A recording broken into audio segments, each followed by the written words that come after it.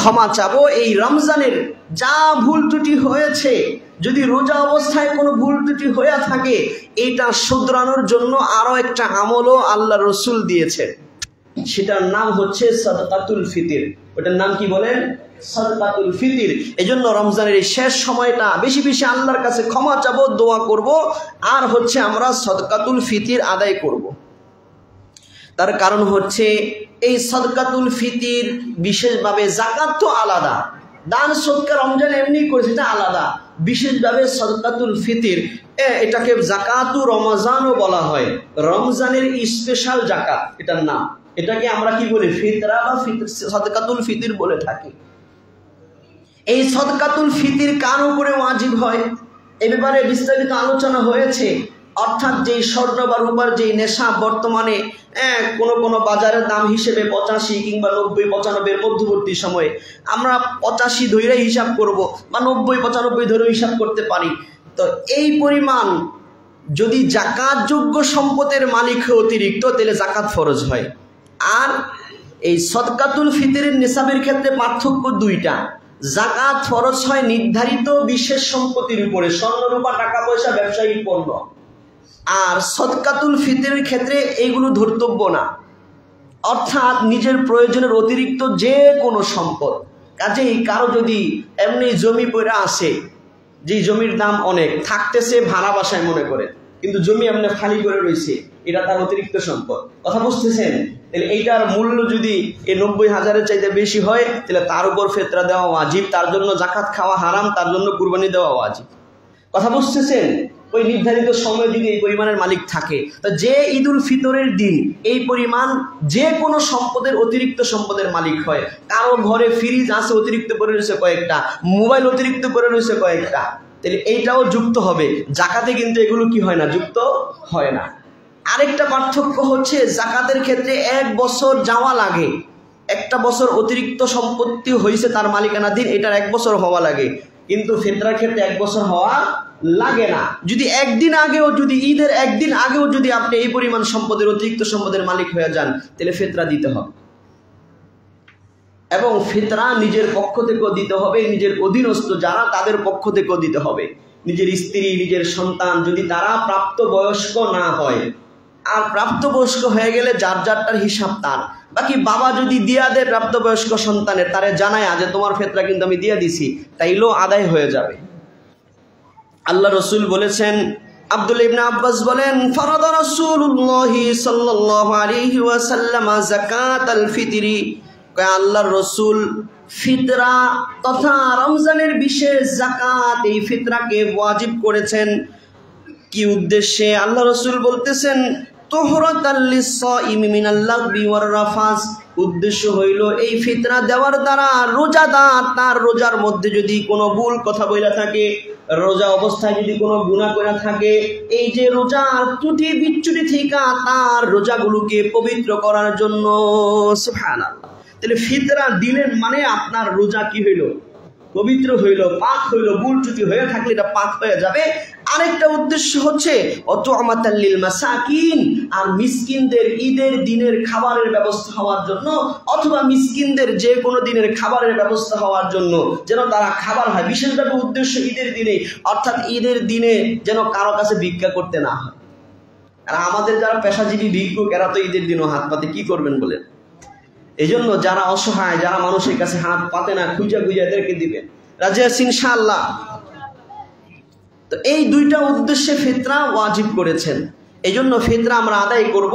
যেহেতু আল্লাহ রসুলের জামানায় বিভিন্ন বস্তু দিয়ে ফিতরা দেওয়া হতো, ফিতরার পরিমাণটা যেহেতু কম হয়, ফিতরার পরিমাণ যেহেতু কি কম, মিন তামারিন 100 আগের দিনের হিসাবে 100 খেজুর, অথবা নিসফে স গম, যেটার বর্তমানের গমের হিসাব আছে 1 কেজি 600 কত গ্রাম যেন, কথা বুঝে আসছে, সামান্য দাম আসে মাত্র। আমাদের ইসলামিক ফাউন্ডেশন থেকে সেই হিসেব করে একটা পরিমাণ দেওয়া হয়েছে, আমরা সেই হিসাবে ফিতরা আদায় করব ইনশাআল্লাহ।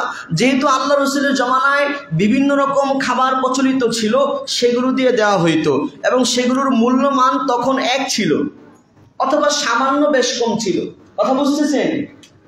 যেমন তখন গম দিয়ে দেওয়া হইতো, আটা দিয়ে দেওয়া হইতো, জব দিয়ে দেওয়া হইতো, কিশমিশ দিয়ে দেওয়া হইতো, খেজুর দিয়ে দেওয়া হইতো, পনির, এটাও একটা দুধ দিয়ে বিশেষভাবে বানানো হয়, এই পনির দিয়ে কি দেওয়া হইতো, জাকাত সে ফেতরা দেওয়া হইতো। এখন আমাদের জমানায় সেই সবগুলোর মূল্যে অনেক তারতম্য হয়ে গেছে। গমের মূল্য ধরলে অনেক কম, আর খেজুর আর কিশমিশ আর পনিরের মূল্য ধরলে অনেক বেশি।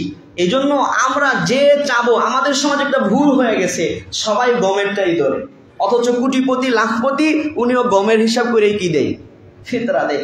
এতটুকু চিন্তা করা দরকার যেটা আমার রোজাকে পাক করবে, কাজে কম দিব না বেশি দিব? কথা বলেন, আমি যত বেশি দিব আমার রোজা তত বেশি কি হবে বলেন, পাক হবে। এই জন্য গম হিসেবে মূল্য ধরেছেন ওনারা 110 টাকা ফিতরা, আটা হিসেবে মূল্য ধরেছেন 115 টাকা, জব হিসেবে মূল্য ধরেছেন 530 টাকা, কিশমিশ হিসেবে মূল্য ধরেছেন 1980 টাকা, খেজুর হিসেবে মূল্য ধরেছেন 2310 টাকা, পনির হিসেবে ফিতরা ধরেছেন 2805 টাকা। কথা বুঝে আসছে? তাইলে যাদের সামর্থ্য আছে তারা 2805 টাকা জনপ্রতি মাথাপ্রতি ফেতরা দিব, রাজি আছি ইনশাআল্লাহ। যাদের সামর্থ্য নেই আরেকটু কম দিব, যাদের সামর্থ্য নেই আরেকটু কম দিব। যারা একেবারে নিম্নবিত্ত তারাও যদি হিসাব করে দেখেন যে না অতিরিক্ত সম্পদ কিছু আছে, তাহলে আপনি কমপক্ষে কোনটা দিয়া দেন, গমের মূল্য হিসাবে ফেতরা দেন, দিব ইনশাআল্লাহ। আর ঈদের নামাজের আগে আগে আমরা দিয়ে দিব ইনশাআল্লাহ, রাজি আছি। বাকি কেউ যদি ঈদের আগে দিতে না পারেন কোনো কারণে, ঈদের পরে দিলেও হয়ে যাবে। আরেকটা বিষয় বলে শেষ করে দিব, সেটা হচ্ছে আমরা এই সদকাতুল ফিতির মূল্য দিয়েও দিতে পারবে, এর মধ্যে কোনো সন্দেহ নাই, বরঞ্চ মূল্য দিয়ে দেওয়া আমাদের জমানায় উত্তম। মূল্য দিয়া সদকায়ে ফিতির দেওয়া কি, কেউ যদি গম দিয়া দেন গমই দিলেন, অথবা জবই দিলেন, অথবা খেজুরই দিলেন, অথবা পনিরই দিলেন, ওইটাও আদায় হবে, কিন্তু মূল্য দিয়ে দেওয়া কি বলেন উত্তম। আমাদের দেশে কিছু ভাইরা এই সময়টা আসলে প্রপাগান্ডা ছড়ায় যে মূল্য দিয়া ফেতরা দিলে ফেতরা হবে না, ওরা কয়েকটা বিষয় বুঝে নাই, এই জন্য হাদিসকে ভুল বুঝে ওরা এই থিওরি কায়েম করছে। মনে রাখবেন, শরীয়তে যাকাত বলেন ফেতরা বলেন উদ্দেশ্য হলো গরিবের উপকার করা। উদ্দেশ্য কি? গরিবের উপকার করা। আল্লাহ রসুলের জামানায় 1 দিরহাম দিয়া 1 দিনার দিয়া গরু কিনতে পারতো মিয়া, 1 দিরহাম দিয়ে একটা বকরি কিনতে পারতো। আমার কথা বুঝতেছেন? তো ওই জমানায় এই যে এই খাবারগুলো ভান্তি হিসাবে ব্যবহার হইতো। কি হিসাবে? আমরা আমাদের ছোট জমানায় ওই যে আইসক্রিম আসতো বক্স নিয়ে, আর আওয়াজ দিত আইসক্রিম, তখন 1 পট গম নিয়ে চাল নিয়ে গেলে আইসক্রিম দিত, দিত না। কারণ তখন এই যে আমি যে 1 পট গম দিয়ে একটা আইসক্রিম পাইলাম, এই গমটা আমার মূল্য, কি বলেন, আইসক্রিমের মূল্য। কেন? যেহেতু আমার কাছে টাকা নাই, এজন্য আমি মূল্য বাবদ কি দিলাম, চাল দিলাম, গম দিলাম। আপনারা অনেকে আছেন এরকম আইসক্রিম খাইছেন, কে কে খাইছেন একটু হাত তোলেন দেখি। কথা বুঝতেছেন? তো আল্লাহ রসুলের জমানায় যে 6টা জিনিস, তখন যেহেতু দিরহাম দিনারের চেয়ে মানে নিচে ছিল, তো এটা দিরহাম ভাঙতি ছিল না তখন, এই জন্য ওনারা ভাঙতি হিসেবে এইটাই মূল্য হিসাবে দিতেন, এবং অনেক সাহাবীরাও তাদের জীবদ্দশায় ওনারা মূল্য নিয়েছেন। বুখারী শরীফ থেকেও জানা যায়, বিভিন্ন কিতাব থেকে জানা যায়।